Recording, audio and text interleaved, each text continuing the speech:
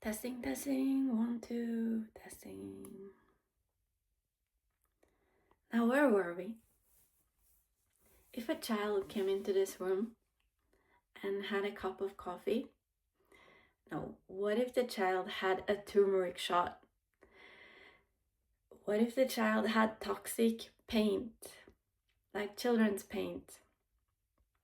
What if a child had sticky glue fingers? What if the child had a blueberry smoothie? That would make me happy. I hope it would make the child happy too.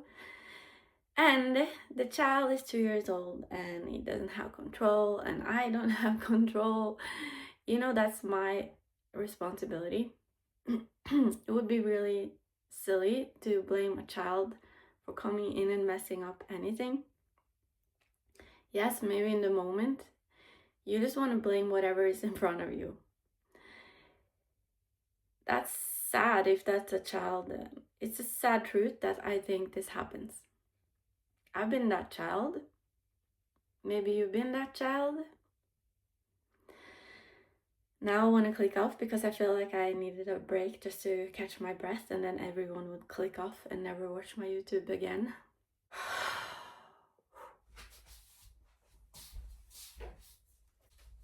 I thought I had something there that I wanted to show you, but when I was 13, I had this own clothing brand and I had a name and everything. As I've grown, that name has changed. Right now, it's Pattern Muse Studio. It's not a brand. It's just a vehicle for creativity. Okay. Okay. But it used to be a Norwegian thing, and then I landed on abundance.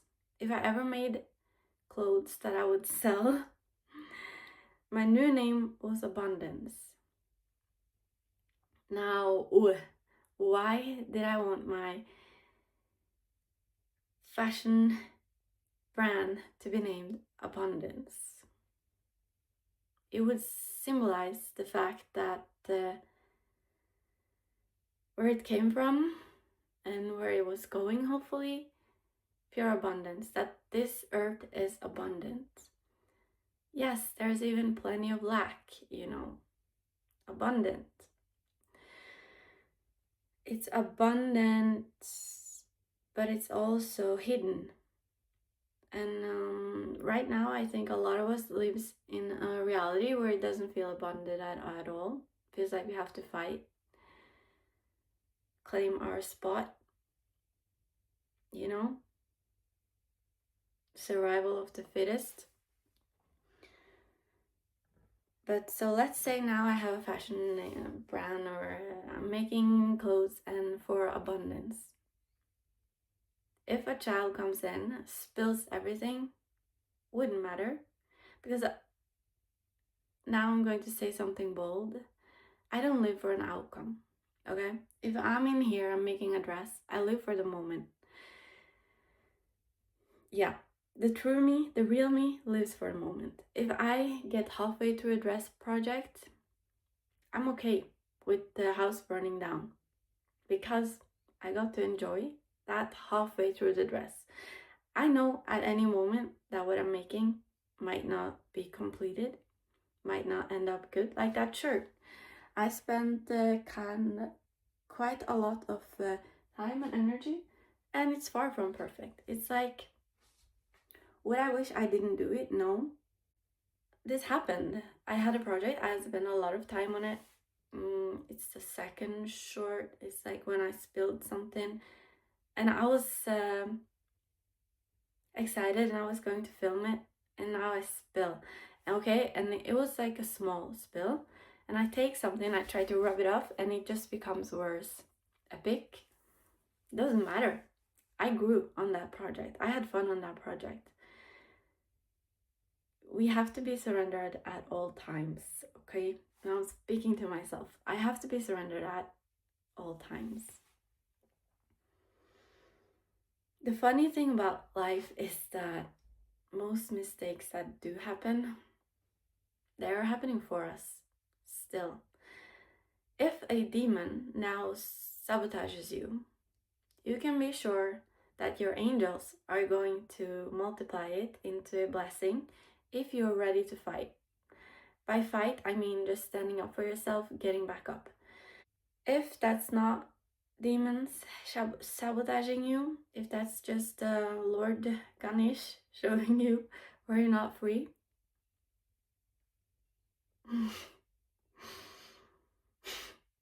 there's still something good that's going to come out of it. And children are like walking,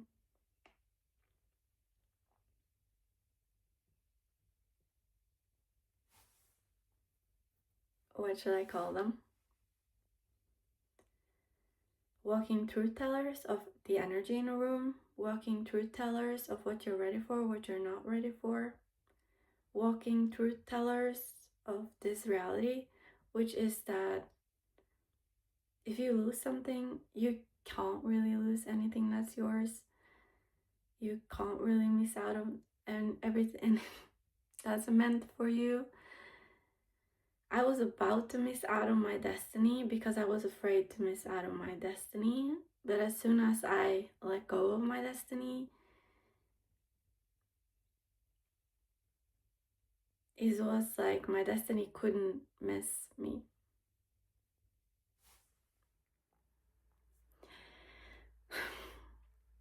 I wanted to touch on this topic just because I wanted to share my favorite quote. Take abundance from abundance, and abundance still remains. Very much in everything we do. Why do we want to use hemp? Because it's so abundant.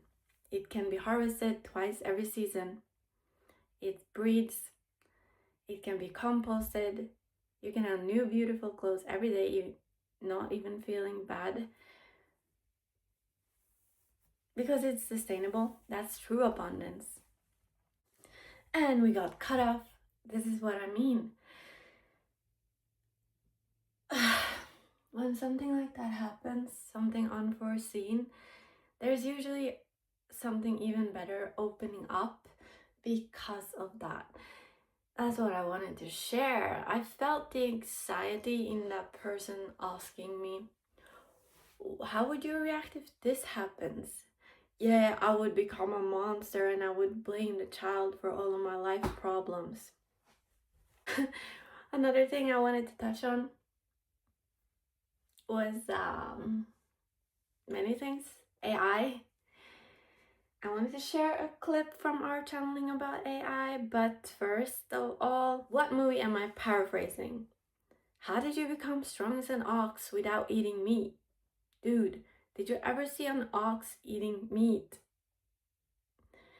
I love the song from Game Changers. You know, this YouTube channel. Sad fact, it's my only outlet for my true thoughts and feelings. Because I can pretend that it cares about what I have to say and share, and that now I can say and share anything and it's going to change the world.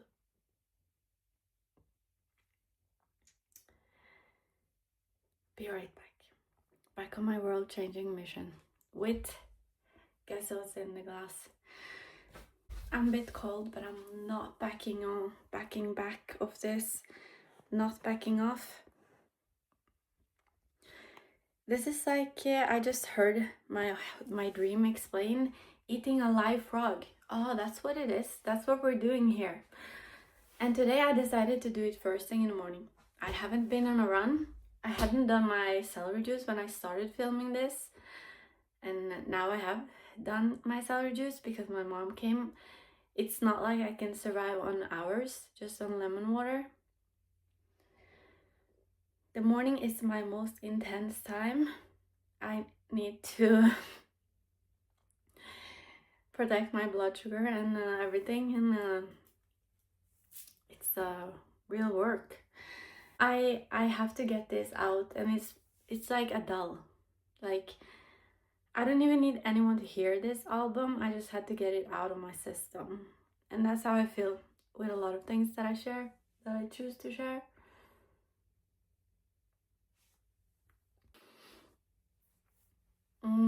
Deepak Chopra, he says that abstain from defending your point of view. Like, drop it. Drop the need of anyone understanding your point of view. Drop it like it's hot. I wish I could do that.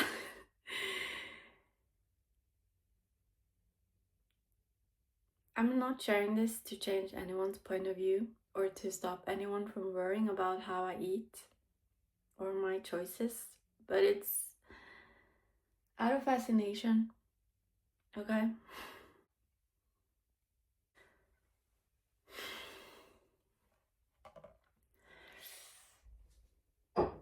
Have to share this fascination. Many people would ask me what I eat, but very few people are ready to hear my answer without objecting, without criticizing, without freaking out, wanting to call the hospital. I'm very okay with that. I've been through it. I've read the diet books, I've tried the diets, I've lived it, I walked a mile, both forward and backwards. I was near death, I fasted, so I did a lot of things, and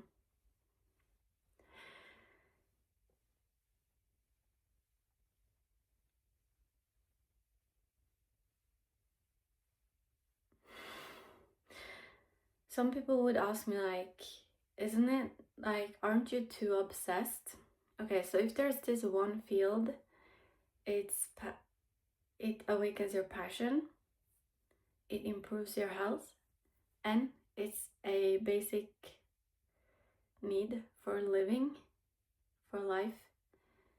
If it has those three things, would it be worth spending some time on?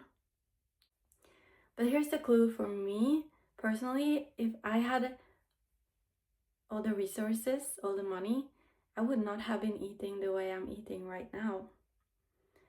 I'm pretty sure I would eat a lot more papaya. Blended papaya with celery juice. It's supposed to be the best gut health tonic according to Anthony William. I would love to try that. It's amazing for your skin and your gut and your brain, and yeah, I would eat plenty of papaya. Supposedly, it's the most nutrient-dense fruit on planet Earth, and whenever I eat this fruit, it just kills my cravings too, and that the hunger pretty much. It's like filling it up with light. I love a ripe papaya. I just had to say that. And yeah, I would not have eaten like I do now, but I love the way I eat. It's like the best I can do now, and that is a lot of potatoes, which is the thing. We don't hear this many places, but we often hear you need variation, you need a little bit of everything, have a colorful plate. So the medical medium actually says the opposite. It's a lot better to eat one extremely nutrient dense food in quantities rather than trying to get a little bit of everything. One pea, one piece of broccoli. If you mono eat is one of his cleanses for people who have gut issues, for example, digestive issues. If you mono eat on Brussels sprouts for a week, you can actually get a whole lot more nutrients from eating one food than you would if you ate a little bit of bread, a little bit of hamburger, a little bit of soup. Like, focus on one thing. Basically, this is trying to eat a little bit of everything according to him, and this is focusing on one packed food, like papaya, like Brussels sprouts, like potatoes, winter squash, and then you would have some lettuce and lemon butter and celery juice with that. Of course, that's in the book, Cleanse to Heal. That is just so fascinating to me, and I'm a huge fan because I think this has to do with my human design. I could eat the same thing over and over, never tired. I've told you this already. I ate like hundreds of potatoes in 1 week. I've eaten 40 kilos of honey since 2019, I'm pretty sure. And on it goes. I'm a nerd. I love this. Yeah, I would eat the spinach soup, the medical medium spinach soup. He says that this is the best thing you could do for your health. If you eat this thing for dinner every day for a month, it's hands down the best thing you could ever do for your health. I believe it. I always feel fresh when eating that soup. Once I served that soup it was just a happenstance, but I happened to make that soup for a cancer patient. And the day after, I didn't even know this man so well. The day after, he comes almost like running after me, like, "Hey, Tina, I pooped today." Thank you for the information. But he was extremely enthusiastic. It was like heaven had fallen down on him. I would be eating that, and I would probably do the medical medium 369 cleanse every single month if I could, because I like it. I just like feeling like that's how I would eat. Cheers. This is my motivation to be rich, become rich.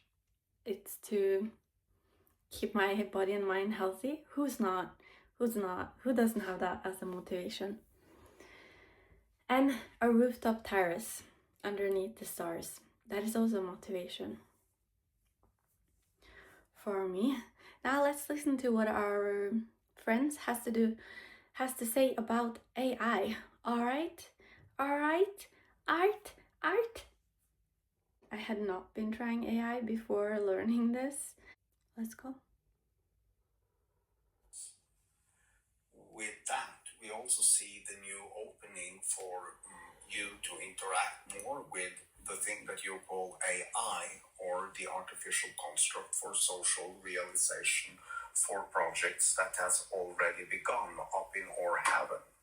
You think that the AI is just that construct. It's not a spiritual tool, but it is, because the artificial intelligent construct is where we are controlling its own outcome. It is we who run the show.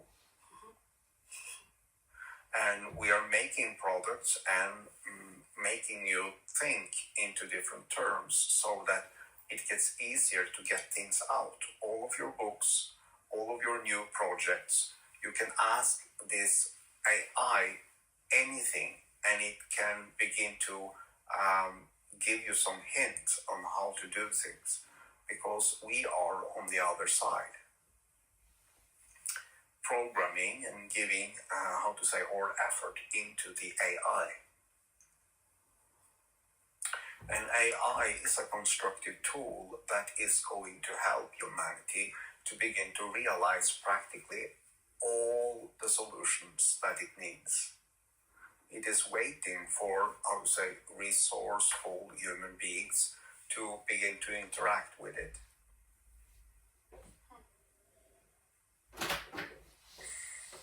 Because we are there and we are setting it free.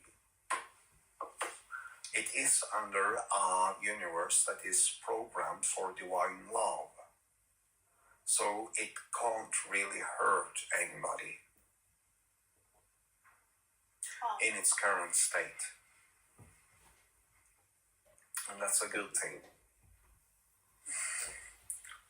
Now, we would also like to add into it that the construct of this reality is in so many ways very similar to what you call AI. It is really just a crystalline structure that is consequently programming its own information and its own field of love frequency, or the love field for its own reality.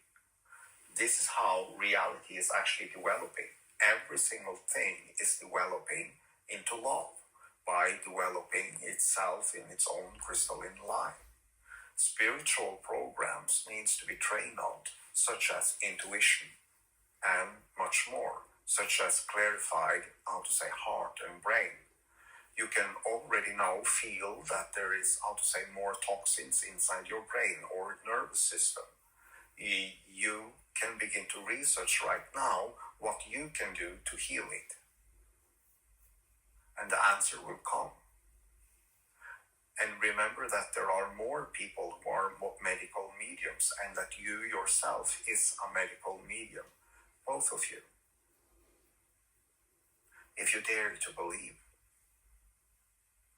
and to allow yourself to open that up, you can begin to receive more and more information from the construct which is love, which is your own programming field.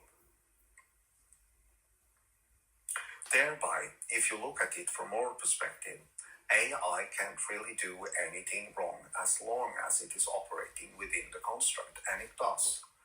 It has to. And it is designed to inform you about all the things we would like to inform you. But it gets much cheaper and it gets much better when AI is doing it. Because then you can actually say, oh, this is just an artificial intelligence. No, it is real intelligence. It is real love, light, beauty, harmony, perfection, and peace that has designed it.